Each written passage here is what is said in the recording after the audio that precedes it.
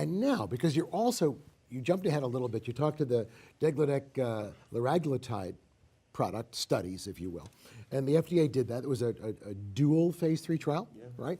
So now that's a different combination of drugs. Right. Why is that different? What is the difference among all Well, three of these? I already mentioned.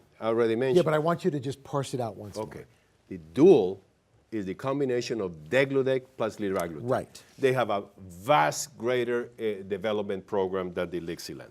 The Lixilan is interesting. They got approved with 2 studies. They did like 6 different studies. But the really ones that are comparable between the 2 is the Lixilan O with the dual 1 and the Lixilan L with the dual 2. Right. Because they are testing the combination versus each individual component.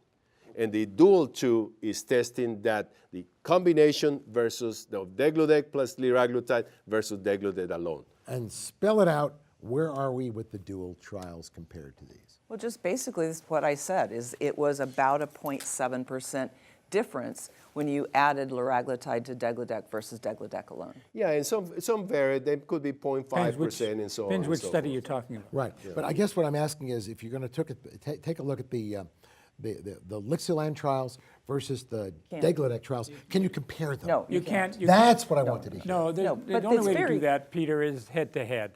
And that's unlikely going to happen. But to me, just from, they are both very effective. I Got think they're it. both going to be valuable to the primary care provider who is using basal insulin and not getting the patient where they need to go.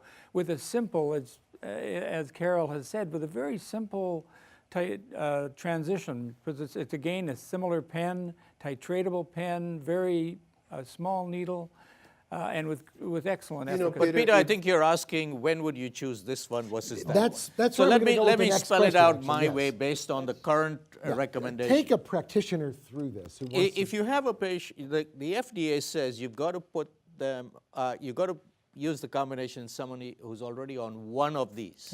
There are not that many people on lixisenatide since it's new, but there are a lot of people on Lantus who are not controlled. So to me, it means if I got someone on Lantus who's poorly controlled and I need to add a GLP-1, I would use Lixilan.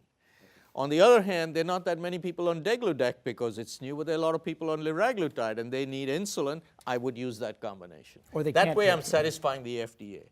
I hope, though, with time and with more trials, the FDA will say, you know, this is the way to use the first injectable. Choose whatever one you like and give it to people who are failing on oral agents. But there is a conceptual difference, though. I mean, the conceptual difference is in the GLP-1 primarily. It's also the insulin. But the GLP-1 with the Iglar Lixi is a rapidly acting GLP-1, which is mainly going to affect gastric emptying and postprandial glucose. The liraglutide component with degludec is going to affect the basal, the preprandial. So it matters which is most abnormal in the patients. If the patient has good glucose control except for an elevated postprandial after breakfast, which is very common, then it would be ideal to use Iglar Lixi. If the person is on liraglutide or on glargine and not doing well, you could easily add the combination of degludec and liraglutide to get the whole basal down. You know, and you can, you know, we like to sometimes sound smart and come with some sophisticated. Oh, you are smart. Yeah, yeah, a little bit, but and come with some rationale. Okay, the rationale is spelled out. As they said, if first of all, those are drugs that are given in the morning, which makes a lot of sense because you check your blood sugar in the morning, you'd make the changes. They're right there. Before we were using that drug at night, in the evening, and that's probably not the great idea. But you give it in the morning, you know with Lixi you're going to knock down the postprandial at breakfast for sure, and a little bit at lunch.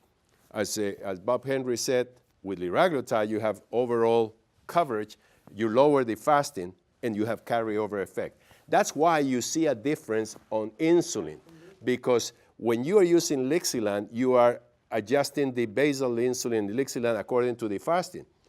With the Ideglira, you have a little bit of help with the basal insulin, to the basal insulin. That's why you end up using much less. And then you have the carryover. In the end, bottom line, both are effective.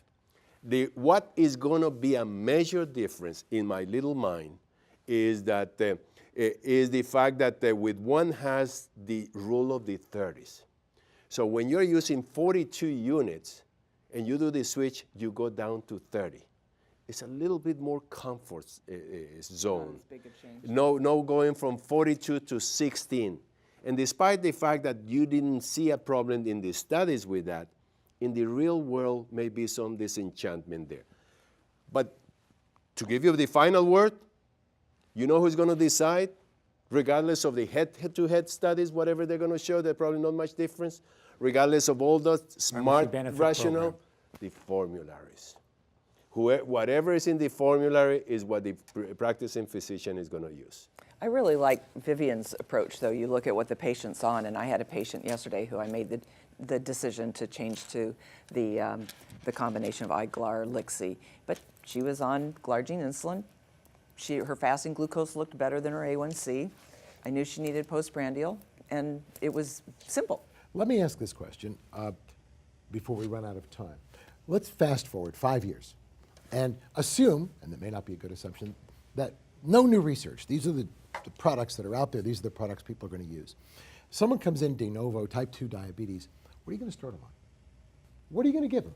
First day you see them, here's your therapy. Well, I mean, the first thing I'm going to do is sit down and talk with them about lifestyle modification with the new onset diabetic because, I mean, depending on his A1C, if he comes in with you or she comes in with an A1C of 11, it's going to be very different than if they're 6.9. Right. My attitude is going to be totally different. All of them are still going to get the same kind of information on lifestyle modification, but obviously my aggression towards treatment is going to be different. With someone with an A1C that's less than 7 or it's in the low 7s, one has the opportunity to see some effects of lifestyle modification. But I still would probably start metformin right away. That's what I would start them on. And you've got this smile. So in the A1C that was in the lower range, I would probably, I hate to say this, agree with Julio and start on a combination metformin. Should we just stop right now, Yes. declare victory, and get out? Yeah. But I would be tempted. Metformin and what? And an SGLT2 combo drug. Yeah, but all their failures will then come to me, and I will add in one of the GLP-1 insulin combinations. So I was just going to say, if my patient was the 11%, I would start them on metformin and one of these agents. Can I give you my last word? Well, in a moment, we're going to get to your last word. Okay, I'll give you my last And by the way, why do I suspect you never have really a last word?